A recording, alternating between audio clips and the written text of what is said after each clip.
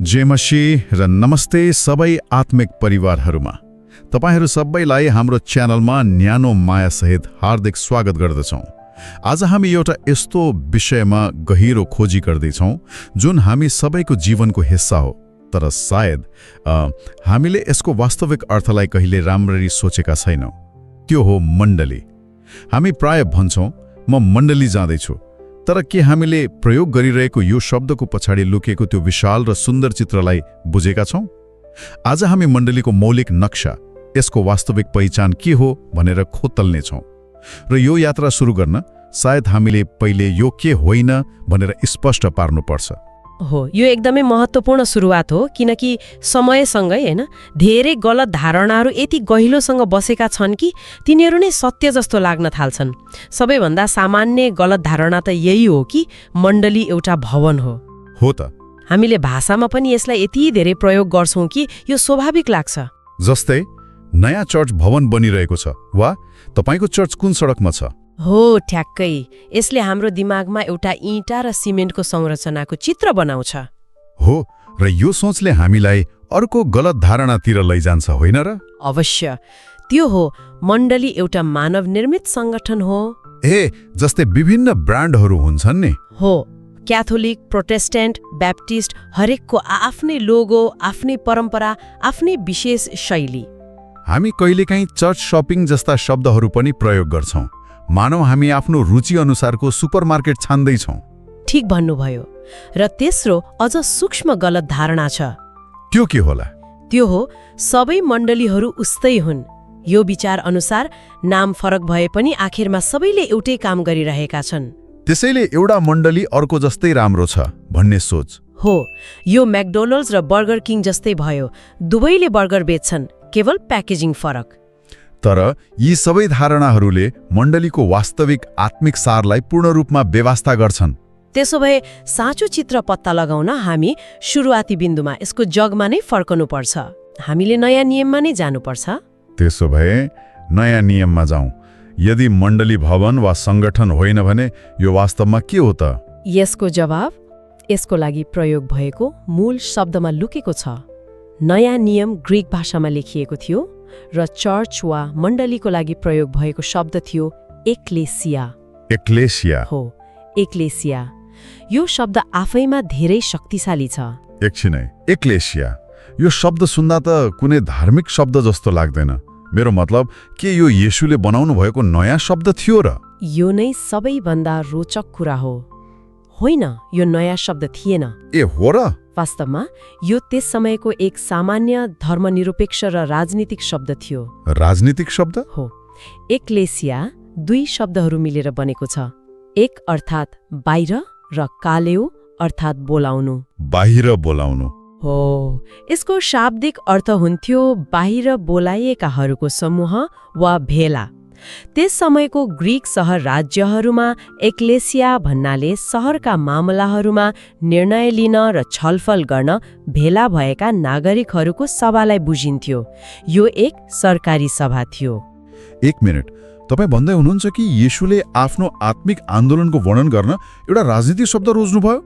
यो त मैले सोचेको भन्दा बिल्कुलै फरक भयो। उहाँले त्यसो गरेर के सङ्केत दिन खोज्दै हुनुहुन्थ्यो? ठ्याक्कै यही नै यसको सुन्दरता लुकेको छ। जब येशूले मत्ती 16:18 भन्नुभयो, म आफ्नो एक्लेसिया अर्थात् मण्डली बनाउनेछु, उहाँले एउटा क्रान्तिकारी घोषणा गर्दै हुनुहुन्थ्यो। कसरी? उहाँले भन्दै हुनुहुन्थ्यो, म एउटा नयाँ प्रकारको सभा, एउटा नयाँ राज्यको नागरिकहरूको समूह बोलाउँदैछु। उनीहरूलाई संसारको प्रणालीबाट, अन्धकारबाट, पुरानो जीवनशैलीबाट बाहिर बोलाइनेछ र मेरो राज्यको मामलामा सहभागी हुन भेला गराइनेछ। उहाँले एउटा सामान्य शब्दलाई लिनुभयो र त्यसलाई अनन्तको अर्थ दिनुभयो। त्यसैले सुरुदेखि नै मण्डलीले सधैँ मानिसहरूलाई जनाएको छ। हो, बोलाइएका मानिसहरू, भवन होइन। यसले त पुरै दृष्टिकोण नै बदलिदिन्छ। यदि मण्डली बाहिर बोलाइएकाहरूको सभा हो भने यसले आजको हाम्रो मण्डलीको अभ्यासलाई चुनौती दिन्छ। हामी प्राय मण्डलीलाई एक ठाउँको रूपमा हेर्छौँ जहाँ हामी हप्तामा एक पटक गएर सेवा हेर्छौँ। हो त। तर सभा शब्दले त सक्रिय सहभागिता, छलफल र साझा उद्देश्यलाई जनाउँछ, निष्क्रिय दर्शकलाई होइन। तपाईले एकदम सही ठाउँमा औँला ठडाउनुभयो। एक्लेसिया निष्क्रिय दर्शकहरूको समूह होइन, यो ख्रिस्टको राज्यको लागि बोलाइएका सक्रिय नागरिकहरूको समुदाय हो। र यो कुनै पनि साधारण जमघट मात्र थिएन। येशूले वर्णन गर्नुभएको मण्डली ती मानिसहरूको सभा थियो जो उहाँका चेलाहरू थिए, जसले उहाँमा विश्वासद्वारा मुक्ति पाएका थिए। यो परमेश्वरद्वारा संसारबाट बोलाइएका मानिसहरूको आत्मिक परिवार हो। त्यसो भए एक व्यक्ति यो आत्मिक परिवारको, यो एक्लेसियाको हिस्सा कसरी बन्छ त? के यसको लागि कुनै सदस्यता फारम भर्नुपर्छ वा समितिले अनुमोदन गर्नुपर्छ? प्रेरितको पुस्तकले हामीलाई यसको स्पष्ट चित्र दिन्छ। पेन्टेकस्टको दिनमा पत्रुसले येशूको मृत्यु र पुनरुत्थानको बारेमा प्रचार गरेपछि मानिसहरूको हृदय छेदियो। उनीहरूले महसुस गरे कि उनीहरूले मुक्तिदातालाई अस्वीकार गरेका थिए। हो, र तिनीहरूले सोधे, अब हामीले के गर्नुपर्छ? त्यो क्षण कति शक्तिशाली थियो होला, उनीहरूको प्रश्नमा कति व्याकुलता थियो होला। एकदमै। र पत्रुसको जवाब सिधा र स्पष्ट थियो, पश्चाताप गर र तिमीहरू हरेकले पापको क्षमाको लागि येशू ख्रिस्टको नाउँमा बप्तिस्मा ल्याऊ र तिमीहरूले पवित्र आत्माको वरदान पाउनेछौ। अनि त्यसपछि के भयो? बाइबलले भन्छ, त्यस दिन जसले उहाँको वचन ग्रहण गरे तिनीहरूले बप्तिस्मा लिए र त्यो दिन करिब 3000 मानिसहरू थपिए। त्यो थपिए शब्द महत्त्वपूर्ण छ। उनीहरूले कुनै क्लबमा साइन अप गरेनन्, होइन, बरु उनीहरूलाई कतै थपियो। र तपाईले बप्तिस्माको कुरा गर्नुभयो। जब पत्रुसले बप्तिस्मा ल्याऊ भने त्यस समयको संस्कृतिमा त्यसको अर्थ के थियो? यो केवल एउटा धार्मिक स्नान मात्र त थिएन होला, होइन र? बिल्कुल होइन। त्यो समयमा बप्तिस्मा एक अत्यन्तै सार्वजनिक र साहसी कार्य थियो। यो आफ्नो पुरानो जीवन, पुरानो विश्वास र पुरानो समुदायसँगको सम्बन्ध तोडेर येशू ख्रिस्टप्रति पूर्ण निष्ठाको घोषणा गर्नु थियो। आफ्नो भित्री विश्वासको बाहिरी सार्वजनिक प्रमाण हो। त्यसैले प्रक्रिया यस्तो थियो। पहिलो, सुसमाचार प्रचार गरियो। दोस्रो, मानिसहरूले विश्वास गरे। तेस्रो, उनीहरूले पश्चाताप र बप्तिस्माद्वारा त्यो विश्वासलाई कार्यमा देखाए। र चौथो, परमेश्वरले नै उनीहरूलाई पहिलेदेखि नै मुक्ति पाएकाहरूको सभा अर्थात् आफ्नो मण्डलीमा थप्नुभयो। यो कुनै मानवीय निर्णय थिएन, यो एक ईश्वरीय कार्य थियो। हो, पूर्ण रूपमा ईश्वरीय कार्य। र यो कुनै एक ठाउँमा मात्र सीमित थिएन, होइन र? यो त विश्वव्यापी थियो। हो, यो नै यसको अर्को सुन्दर पक्ष हो। चीनको कुनै गाउँमा, नाइजेरियाको कुनै सहरमा वा ब्राजिलको कुनै बस्तीमा जब कुनै व्यक्तिले सुसमाचार सुन्छ, विश्वास गर्छ, पश्चाताप गर्छ र बप्तिस्मा लिन्छ, उसलाई परमेश्वरले त्यही विश्वव्यापी एक्लेसियामा थप्नुहुन्छ। उनीहरूले एकअर्कालाई कहिल्यै नभेट्लान्, तर उनीहरू एउटै शरीर, एउटै परिवारका सदस्य हुन्। मैले एकपटक यस्तो देशमा विश्वासीहरूको समूहलाई भेट्ने मौका पाएँ जहाँ ख्रिस्टको नाउँ लिनु खतरनाक थियो। उनीहरू एउटा सानो कोठामा गोप्य रूपमा भेला हुन्थे। उनीहरूसँग न कुनै भवन थियो, न कुनै कार्यक्रम। तर उनीहरू बीचको त्यो एकता, त्यो एक अर्काप्रतिको समर्पण, त्यो एक्लेसियाको वास्तविकता मैले देखेको सबैभन्दा शक्तिशाली कुराहरूमध्ये एक थियो। त्यो नै साँचो मण्डली थियो। हो, यो बुझाइले त म विश्वासी हुँ तर मलाई मण्डलीको आवश्यकता छैन भन्ने धारणालाई पूर्ण रूपमा खण्डन गर्छ। निश्चित रूपमा। जसले यसो भन्छ उसले नयाँ नियमलाई ध्यान दिएर पढेको छैन। बाइबलले मण्डलीलाई यति उच्च स्थान दिएको छ कि यसलाई वर्णन गर्न दर्जनौं शक्तिशाली र सुन्दर रूपकहरू प्रयोग गरिएका छन्। ती केवल काव्यात्मक शब्दहरू होइनन्, होइन त? होइनन्, ती गहिरो आत्मिक सत्यताहरू हुन्। तीमध्ये केही रूपकहरूलाई अझ गहिरिएर हेरौँ न। जस्तै ख्रिस्टको शरीर, यो त केवल एउटा राम्रो विचार मात्र होइन, यसको गहिरो अर्थ छ। अवश्य। जब पावलले मण्डलीलाई ख्रिस्टको शरीर भन्छन्, उनले हामी एउटा क्लबका सदस्य मात्र होइनौँ भनिरहेका छन्। हामी एउटा जीवित प्राणीको अङ्ग हौँ जसको शिर ख्रिस्ट हुनुहुन्छ।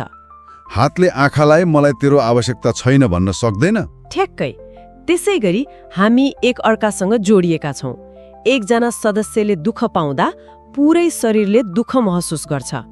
यसले हाम्रो व्यक्तिगत स्वायत्तताको विचारलाई चुनौती दिन्छ र हामीलाई एक अर्कामा निर्भर रहन सिकाउँछ।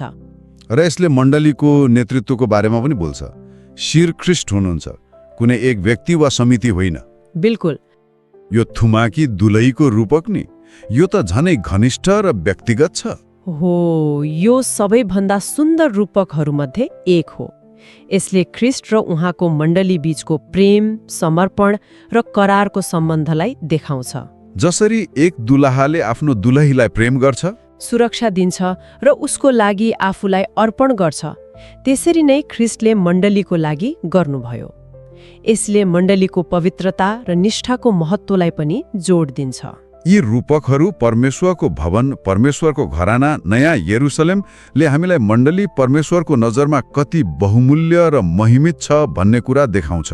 हो, एकदमै महिमित। यो चित्र साँच्चै नै महिमित छ। एउटै शरीर, एउटै दुलही, एउटै परिवार, विश्वव्यापी रूपमा एकताबद्ध। तर जब म यो सिद्धान्तलाई बाहिरको वास्तविकतासँग तुलना गर्छु, त्यहाँ ठूलो खाडल देख्छु। म एउटै सडकमा दर्जनौं फरक फरक नामका चर्च भवनहरू देख्छु, जसका अनुयायीहरू कहिलेकाहीँ एकअर्कासँग बोल्दैनन् पनि। हामी त्यो मौलिक नक्साबाट यो टुक्रिएको वास्तविकतामा कसरी आइपुग्यौं? यो एक पीडादायी तर महत्त्वपूर्ण प्रश्न हो। यसको पछाडि धेरै जटिल कारणहरू छन्, तर मुख्य कारणहरूलाई दुई भागमा बाँड्न सकिन्छ।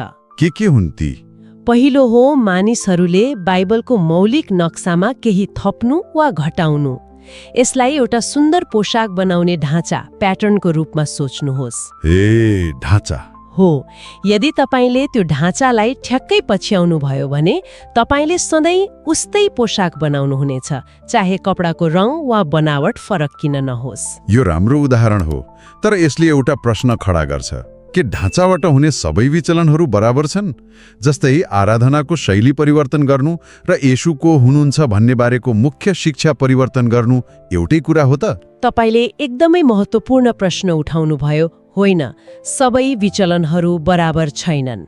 बाइबलले केही कुराहरूमा स्पष्ट निर्देशन दिन्छ, जस्तै मुक्ति, येशूको ईश्वरत्व, बप्तिस्माको अर्थ। यी ढाँचाका मुख्य आधार हुन्। हो, जब मानिसहरूले यी आधारभूत कुराहरूमा मानवीय परम्परा वा दर्शनहरू थप्छन्, तब तिनीहरूले एउटा भिन्नता, एउटा नयाँ सम्प्रदाय सिर्जना गर्छन्। इतिहासमा यसको सबैभन्दा ठूलो उदाहरण 16औं शताब्दीको प्रोटेस्टेन्ट सुधार आन्दोलन हो, जुन यही प्रश्नबाट सुरु भएको थियो। के मण्डलीका परम्पराहरूले बाइबलको मौलिक ढाँचामा नभएका कुराहरू थपेका छन्? ठ्याक्कै। अनि विभाजनको दोस्रो मुख्य कारण के हो त? दोस्रो कारण हो बाइबलको अर्थ लगाउने विषयमा हुने वास्तविक र इमान्दार असहमतिहरू। कहिलेकाहीँ असल मनसाय भएका मानिसहरूले पनि कुनै विशेष खण्डको अर्थ के हो भन्नेमा फरक फरक निष्कर्ष निकाल्छन्। अनि त्यसले कसरी विभाजन ल्याउँछ? दुःखको कुरा, जब ती असहमतिहरूलाई नम्रता र प्रेमले समाधान गरिँदैन, तब तिनीहरू विभाजनको कारण बन्छन्। समूहहरू छुट्टिन्छन् र आफ्नै दृष्टिकोणलाई जोड दिन फरक फरक समूहहरू बनाउँछन्। यसरी विभाजन बढ्दै जान्छ। यो विभाजनको सम्भावनालाई त सायद येशूले पहिल्यै देख्नु भएको थियो होला। उहाँलाई मानव स्वभावको बारेमा थाहा थियो। अवश्य, र यो नै सबैभन्दा हृदय छुने कुरा हो।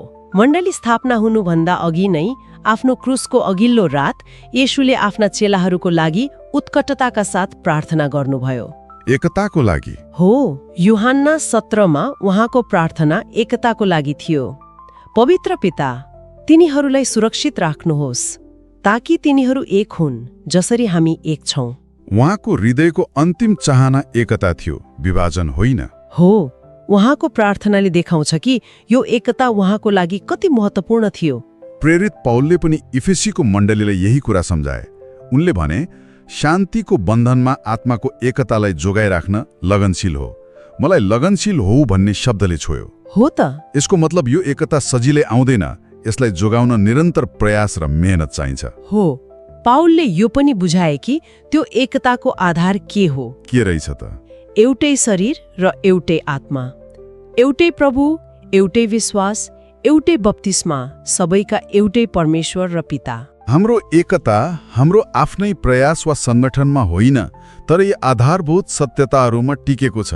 हो, त्यसैले बाइबल अनुसार केवल एउटै मण्डली छ। हाम्रो काम नयाँ एकता बनाउनु होइन, तर आत्माले ख्रिस्टमा पहिले नै दिनुभएको एकतालाई कायम राख्नु र प्रदर्शन गर्नु हो। हामी मानिसहरू यो लक्ष्यमा सधैँ सिद्ध नहौँला, तर यो नै सही लक्ष्य हो जसको लागि प्रयास गर्नुपर्छ। त्यसो भए आजको हाम्रो यो गहिरो छलफललाई समेट्दै एउटा अन्तिम विचार मनमा आउँछ। यदि मण्डली साँच्ची नै परमेश्वरद्वारा संसारबाट बाहिर बोलाइएका सबै मुक्ति पाएका विश्वासीहरूको विश्वव्यापी भेला हो भने हाम्रा स्थानीय भिन्नताहरू, सांस्कृतिक विविधताहरू र मानवीय अपूर्णताहरूको बीचमा यो एउटै एकताबद्ध विश्वव्यापी शरीरको भागको रूपमा जिउनुको अर्थ प्रत्येक व्यक्तिको लागि के हो? मलाई लाग्छ यसको अर्थ दुई तहमा जिउनु हो। दुई तहमा हो। पहिलो, हामी जहाँ छौँ त्यहाँको स्थानीय मण्डलीमा पूर्ण रूपमा समर्पित हुनु, त्यहाँका मानिसहरूलाई प्रेम गर्नु र सेवा गर्नु, चाहे त्यो जतिसुकै अपूर्ण किन नहोस्। र दोस्रो तह? दोस्रो, हामीले कहिल्यै बिर्सनु हुँदैन कि हामी एउटा धेरै ठूलो परिवारको हिस्सा हौं। यसले हामीलाई आफ्नो समूह वा सम्प्रदायभन्दा बाहिरका विश्वासीहरूप्रति उदार हुन, उनीहरूबाट सिक्न र सम्भव भएसम्म उनीहरूसँग एकता खोज्न बोलाउँछ। यसको अर्थ हाम्रो पहिचान कुनै ब्रान्ड नेममा होइन, तर केवल येशू ख्रिस्टमा छ भन्ने कुरालाई हरेक दिन जिउनु हो।